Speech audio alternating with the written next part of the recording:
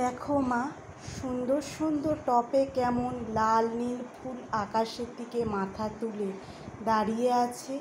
কেমন হাওয়ায় দুলছে তারা, যেন তাদের ভাবভঙ্গি দেখে মনে হচ্ছে ওরা খুশিতে আত্মহারা হয়ে তাদের মাথা নাড়াচ্ছে।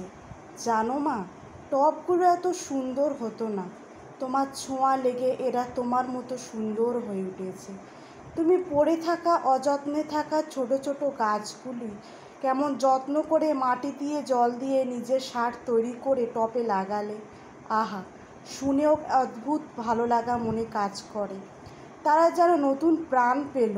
তুমি কত সাজালে তোমার ছোট্ট উঠানটি, সাথে বাড়ির ভিতরেও তোমার কেরামতি নেহাত কিছু কম নয়।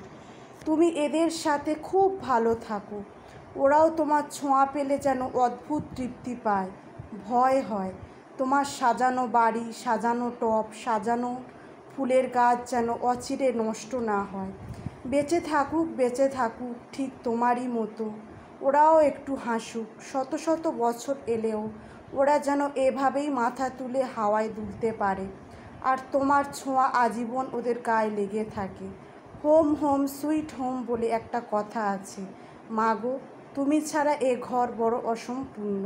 শুধু আমরা কেন, গাছেরাও যেন তোমাকে ছাড়া পাবে কষ্ট। নমস্কার।